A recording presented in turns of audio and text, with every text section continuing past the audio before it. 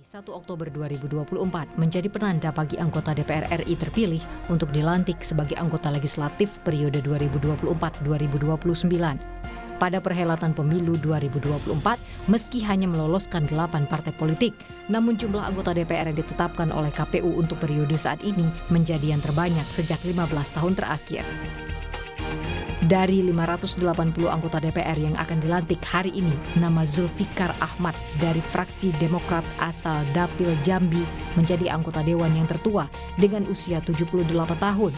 Zulfikar, ia merupakan mantan Bupati Bungo ini, juga merupakan anggota DPR petahana periode 2014-2019 dan 2019-2024.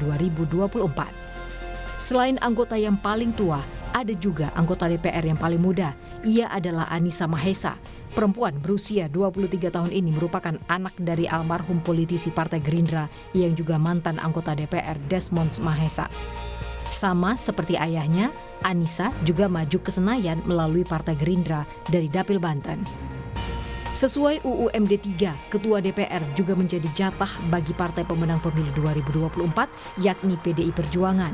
Namun siapa yang akan ditunjuk menjadi Ketua DPR akan ditentukan kemudian.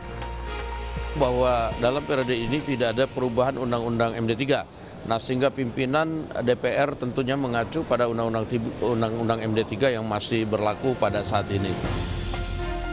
Anggota parlemen di Senayan kali ini juga menghadirkan nama-nama baru yang akan menghiasi gedung DPR Senayan Jakarta. Nama-nama publik figur seperti Once Mekel yang lolos ke Senayan melalui PDI Perjuangan. Ada juga nama musisi Melly Goeslaw yang berhasil meraih 75.000 lebih suara di Jabar bersama Gerindra. Masih dari Jawa Barat, juga ada nama baru, selebritas Verrell Bramasta yang maju melalui PAN. Kemudian ada juga nama anak mantan Ketua Umum Golkar yang juga mantan Ketua DPR RI Setia Novanto, Gavril Novanto, yang maju melalui Partai Golkar. Ada 273 wajah baru yang berhasil lolos ke Senayan atau sekitar 47%. Sedangkan untuk anggota DPR petahana ada 307 orang yang lolos atau 53%. Dan hari ini 580 anggota DPR RI dilantik. Mereka akan mulai bertugas sebagai lembaga legislasi, menjalankan fungsi anggaran, dan menjalankan fungsi pengawasan. Kepada para wakil rakyat di Senayanlah harapan dan cita-cita rakyat Indonesia disematkan agar tercapai kesejahteraan, keadilan, dan keamanan. Tim Liputan Kompas TV. Saudara, harapan baru disematkan kepada 580 anggota DPR yang baru saja dilantik pagi tadi. Lalu seperti apa harapan terhadap para wakil rakyat yang baru menjabat ini?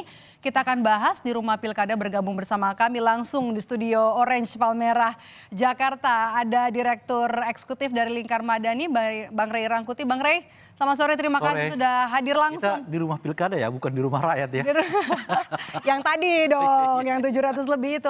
Tapi ini menarik ya, kalau kita lihat 53% lebih, ini kan wajahnya wajah-wajah lama sepertinya ya. Kan kalau kita lihat, apa sih faktor di belakangnya, kenapa tidak didominasi oleh wajah baru? Karena faktor-faktor lain termasuk juga kalau ikut pilkada harus mundur, itu termasuk mempengaruhi nggak jumlah ini? Kalau dilihat dari faktornya itu, umumnya mereka ini kan mendapatkan nomor cantik lah. Nomor cantik itu ya 1 atau 2 gitu. Dan memang mereka umumnya itu akan mendapatkan limpahan suara partai politik. Belum tentu sih mereka yang mendapatkan suara terbanyak ya. Tapi dengan bantuan partai politik mereka dengan sendirinya akan masuk ke legislatif gitu. Nah, yang kedua adalah menurut saya kalau dilihat juga background yang kedua itu mungkin karena kemampuan mereka itu untuk hidup serta bersama dengan rakyat itu. Meskipun saya nggak terlalu yakin juga karena ini kan 50-50 kan sebenarnya. Kenapa nggak yakin nih Bang? Ya karena dilihat 50-50. Kan 50-50-nya itu kan pendatang kan, orang baru semua tuh.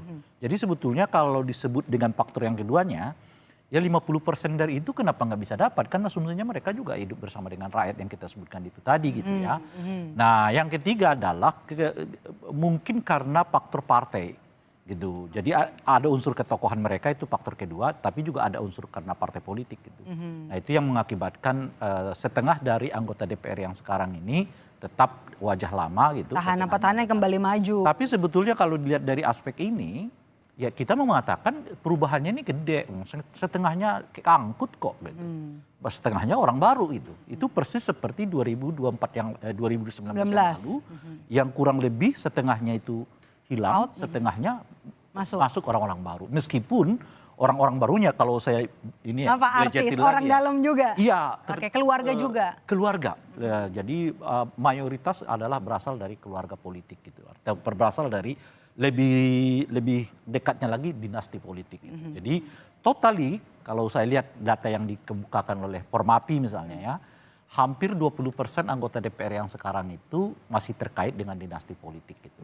Jadi kalau kita lihat wajah-wajah baru selain kalangan artis, kemudian juga kalangan selebritis, ternyata keluarga dari anggota DPR yang sudah menjabat sebelumnya. Ini karena faktor apa sih kedekatan kemudian juga popularitasnya mengikuti dari keluarga yang sudah pernah menang begitu ya? Iya itu mereka bisa satu mendapat jaminan limpahan itu gitu. Tapi kan yang menarik menurut saya di 2024 ini catatan tentang maraknya penggunaan politik uang. Meskipun itu hampir nggak terdeteksi oleh Bawaslu gitu ya. Kalau kita ketemu dengan banyak caleg yang sekarang, mereka umumnya bukan mengeluhkan meskipun mungkin mereka bagian dari itu, betapa maraknya penggunaan politik uang itu. Dan saya kira itu terjadi. Karena apa gitu? Karena apa istilahnya itu ya tadi itu ya, melemahnya pengawasan. Sebetulnya bukan karena aparat yang ada, kita punya Bawaslu di mana-mana gitu. Tapi cara Bawaslu mendefinisikan politik uang itu yang justru memudahkan orang untuk melakukan praktek politik uang gitu. Nah itu yang kedua. Nah yang ketiga adalah tentu saja petahana-petahana dalam bentuk wajah baru yang kita sebutkan ini. Apa endorsement? Enggak, mungkin mendapatkan itu justru karena memang kemewahan atau prestasi dari anggota DPR yang lama itu tidak terlalu mencolok gitu loh. Kan kita harus tahu 9 tahun terakhir ini dalam bacaan saya loh ya. Anggota DPR kita itu seperti stempel terhadap eksekutif kan. Apa aja keluar, ini aja keluar, macam-macam. Semua aktivitas yang berhubungan dengan presiden 9 tahun terakhir ini justru terlegitimasi di DPR-nya gitu. Jadi DPR itu seperti stempel terhadap kebijakan-kebijakan presiden. Baru 1 tahun terakhir ini kan kita mulai sedikit merasakan ada dinamika lah di DPR itu, ada penolakan ini, penolakan itu, macam-macam dan sebagainya itu. Nah, dengan sendirinya kalau ia menjadi bagian dari stempel politik pemerintah itu, ya di mata masyarakat mungkin nggak terlalu terasa efek dari kehadirannya. Termasuk efek legislasinya ya, produk legislasinya. Maka dan karena itu kalau kita lihat sekarang ini kan, partai-partai yang memang cenderung punya kedekatan dengan presiden memang diuntungkan oleh elektoral popularitas presiden gitu ya. Tapi saat yang bersamaan jadi liar. Liarnya artinya begini, kalau ia dianggap tidak terlalu dekat dengan pusat kekuasaan itu akan sendirinya hilang. Disitulah fenomena dinasti ini masuk gitu. Karena saat yang bersamaan masyarakat kita mulai menormalisasi, ya kan? Menormalisasi praktek dinasti politik itu gitu, sehingga mereka menganggap dinasti politik itu bukan lagi bahaya dan ancaman terhadap demokrasi kita gitu. Nah disitulah, sehingga setengah dari anggota DPR kita sekarang ini boleh disebutlah setengah ya itu ya, karena hampir sekitar 47-48% kan anggota baru begitu ya, dan itu umumnya dekat secara dinasti politik gitu ya, dan setengahnya baru incumbent. Partai pemenang juga kan 3 terbesar masih sama, tidak terlalu jauh berbeda dengan. Tidak terlalu banyak. 19. Betul. Dan kalau saya lagi dari data Formapi itu gitu ya, yang paling banyak menerima anggota baru itu, artinya baru dalam kali ini masuk ke DPR itu partai-partai yang sebetulnya menengah ke bawah tuh.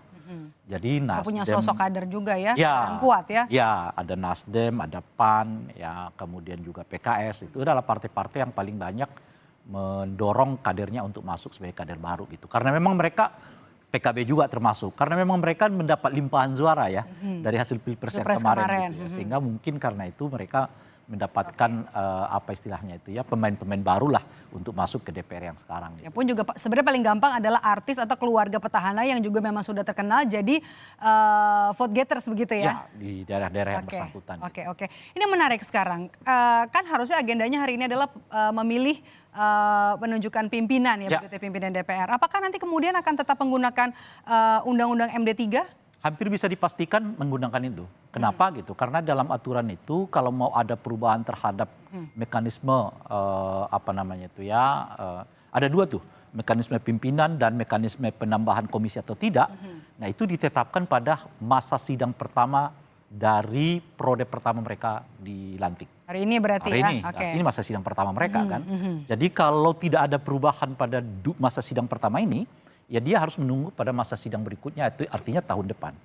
Nah, jadi oleh karena itu besar kemungkinan desain pimpinan DPR itu mengikuti sama seperti 2024, artinya partai politik pemenang pemilu adalah orang yang otomatis menjadi ketua DPR di DPR gitu.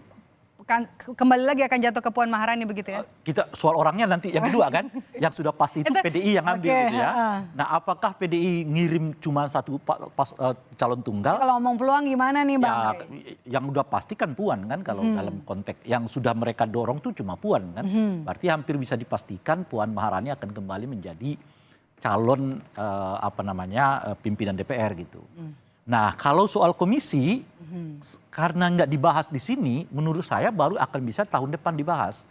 Jadi boleh disebut 2 bulan setengah ke depan, ya komisinya masih tetap 11 seperti yang kita alami saat ini. Nah ini menarik kan, karena Bang Rey sudah bicara soal komisi, karena ini menarik. Karena kan bocorannya akan ada nambah kementerian gitu. Apakah kemudian akan nambah komisi juga di DPR yang akan menjadi mitra kerja daripada pemerintah ini, komisi-komisi yang baru. Sebenarnya tanpa ada penambahan komisi juga bisa ya? Bisa aja, cuma memang nggak akan padat. Sangat padat sekali. Misalnya kan kita buat dulu deh. Per komisi sekarang umumnya itu antara 50-55 orang per anggota ya. Gitu. Jadi kalau nambah 10 orang gitu kan artinya mereka mungkin nambah 51 50. Kalau 50 51, kalau 55 56 kan. Itu pertama. Dan setiap komisi hampir menangani 10 lembaga negara. Yang diawasi oleh mereka. Artinya apa gitu? Kalau kita belejetin tuh satu lembaga negara itu hanya diawasi oleh 5 orang kan sebenarnya. Kalau kita belajarin tuh, saking banyaknya itu. Nah, kalau nambah lagi, ya berarti tugas mereka nambah lagi ekstra. Berarti ada 10 pekerjaan yang mereka harus kawal lagi tuh. Nah, ini yang 10-nya masukin kemana dan sebagainya gitu. Jadi maksud saya yang saya mau katakan itu, penambahan komisi hampir tidak bisa dielakkan karena ada penambahan jumlah kementerian. Kecuali jumlah kementeriannya minimalisasi, mungkin nambahnya cuma 3 kementerian, kalau begitu mungkin nggak perlu menambah komisi. Gitu.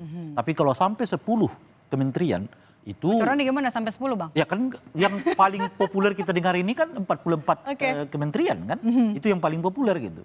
Nah cuman yang saya mau tekankan itu bukan soal penambahannya, yang saya mau tekankan itu kalau hari ini mereka nggak buat keputusan soal desain komisi, itu baru bisa mereka lakukan. Iya, baru mereka lakukan pada masa masa sidang berikutnya.